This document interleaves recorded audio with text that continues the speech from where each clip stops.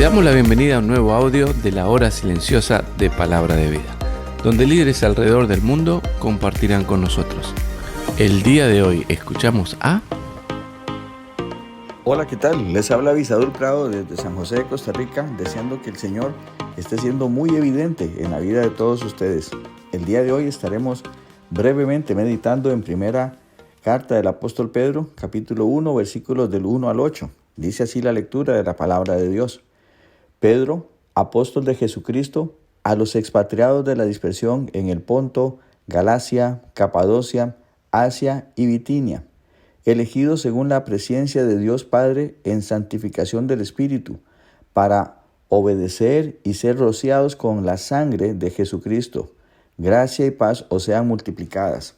Bendito el Dios y Padre de nuestro Señor Jesucristo, que según su grande misericordia nos hizo renacer para una esperanza viva, por la resurrección de Jesucristo de los muertos, para una herencia incorruptible, incontaminada e inmarcesible, reservada en los cielos para vosotros, que sois guardados por el poder de Dios mediante la fe, para alcanzar la salvación que está preparada para ser manifestada en el tiempo postrero, en lo cual vosotros os alegráis, aunque ahora por un poco de tiempo, si es necesario, tengáis que ser afligidos en diversas pruebas, para que sometida a prueba vuestra fe, mucho más preciosa que el oro, el cual, aunque perecedero se prueba con fuego, sea hallada en alabanza, gloria y honra cuando sea manifestado Jesucristo, a quien amáis sin haberle visto, en quien creyendo, aunque ahora no lo veáis, os alegráis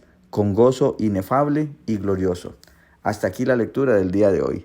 ¿Sabes? Pedro escribe esta carta estando en Roma, aunque en el capítulo 5 va a decir que escribe desde Babilonia. Era una forma entre ellos para hablar de toda la corrupción que había allá en Roma. Él estuvo en estos últimos 10 años aproximadamente allá en Roma. La carta se la escribe a expatriados, pero no son los expatriados que un año después iban a comenzar a causa de la persecución que Nerón inició, sino está hablándole precisamente a personas cristianas, mayormente gentiles, no necesariamente eran mayoría judía, quienes por querer vivir una vida agradable a Dios estaban sufriendo persecuciones en una cultura, en una sociedad pagana y terriblemente hostil para con los cristianos. Recuerde, cuando usted y yo queremos vivir una vida piadosa, vamos a causarle molestia a alguien. Va a ser difícil que los demás vean en nosotros, el perdón, la paz, cosas que quizás ellos anhelan a través de otras formas, pero que nunca van a obtener porque solo se encuentran en Jesucristo. ¿Saben? También, obviamente, está escribiéndole el apóstol Pedro a estas personas para consolarles. Y vemos en estos primeros 8 versículos que no existe una consolación sin tener una verdadera doctrina de quién es Dios, de la persona de Dios y de los planes de Dios.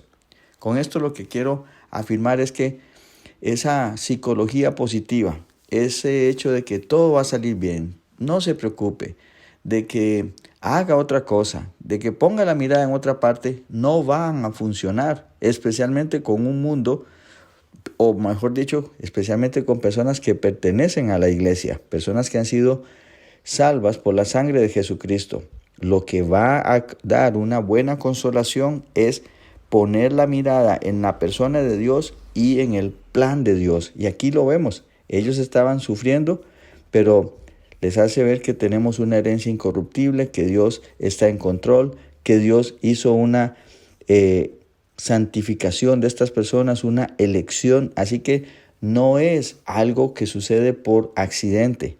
Tenemos un Dios que está en absoluto control de las situaciones. También podemos ver de que el propósito de Dios en nuestras vidas es mayor que las circunstancias.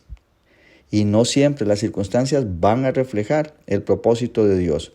Parece un trabalenguas, pero lo que queremos decir es que en una sociedad hostil y que va en contra de Dios, no siempre vamos a ver un reflejo ahí de la voluntad de Dios. Por el contrario, estamos llamados a predicar, a cambiar muchas de esas dinámicas, por medio de la palabra de Dios.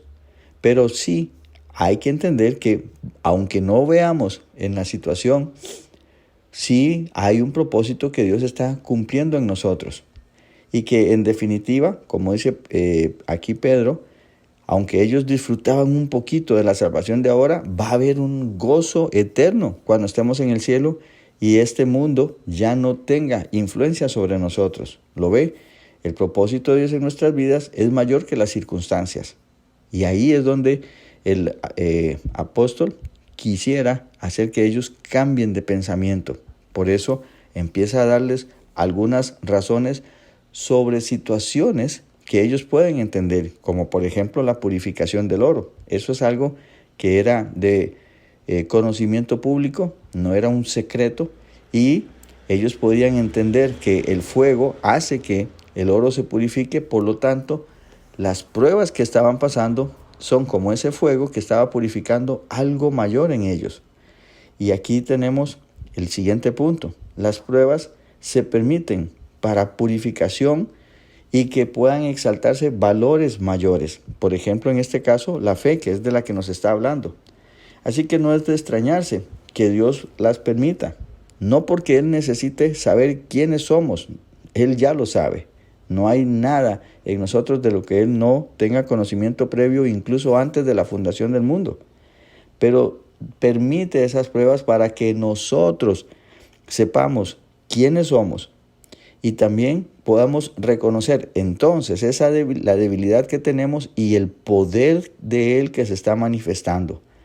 Así sí es bonito poder atravesar las pruebas para poder ver la persona de Dios sosteniéndonos y obrando en nuestro favor.